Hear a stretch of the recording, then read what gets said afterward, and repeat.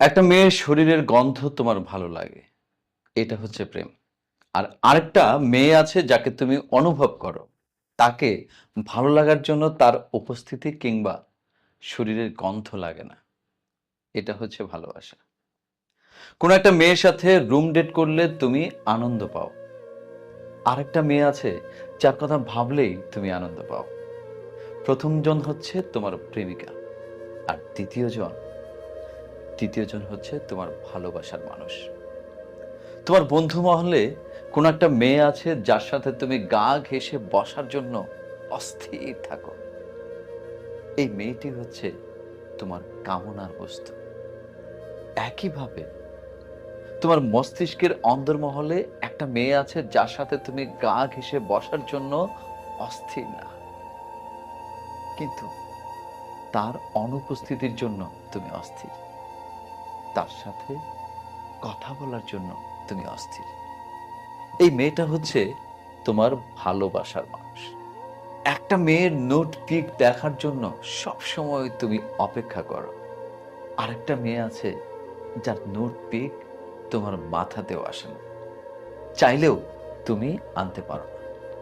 প্রথম জন হচ্ছে তোমার প্রেমিকা, পরের জন হচ্ছে তোমার ভালোবাসা।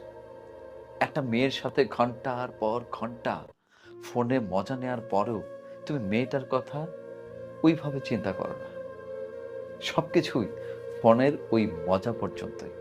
কিন্তু এমন একজন মানুষের অস্তিত্ব তোমার জীবনে আছে যার সাথে ফোনে কথা বলা না বলা সব সময়ই তার কথা ভাবো তুমি। কিন্তু এমন একজন মানুষের অস্তিত্ব তোমার জীবনে আছে যার সাথে ফোনে কথা না বললেও সব সময়ই তার কথা ভাবো তুমি। বালক, প্রথম জন তোমার টাইম পাসের প্রেমিকা, আর পরের জন তোমার ভালোবাসার মানুষ।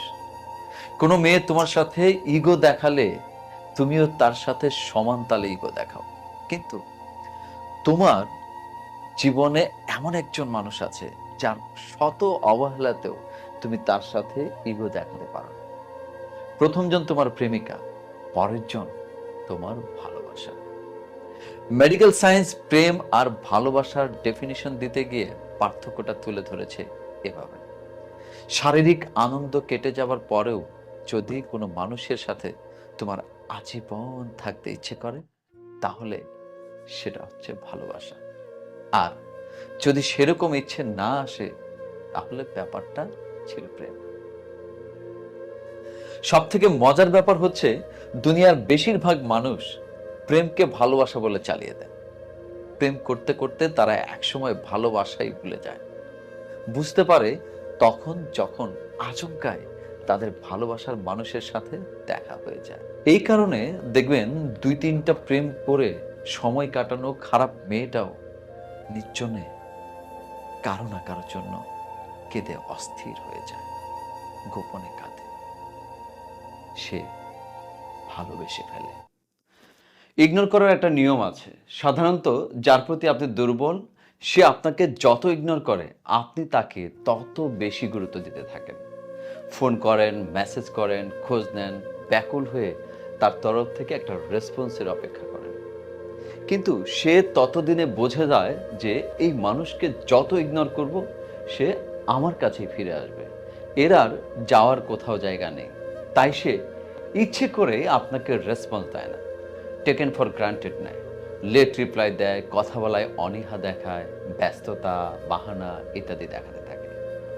এবার মজার ব্যাপার হলো, ওই মানুষগুলোকে গুরুত্ব দেওয়া আপনি যেদিন থেকে বন্ধ করে দেবেন, আর ফোন করবেন না, মেসেজ করবেন না, দেখা করবেন না, খোঁজ নেবেন না, ফিরে যাবেন না, সেদিন থেকেই হয় সম্পর্কটাই শেষ হয়ে যাবে, নয়তো আপনি ওই মানুষটার পজিশনে চলে যাবেন, আর ওই মানুষটা আপনার পজিশনে চলে আসবে, আপনাকে গুরুত্ব দেওয়া শুরু করবে, আপনার মেসেজে রিপ্লাই দেবে, আপনাকে মিস করতে শুরু করবে।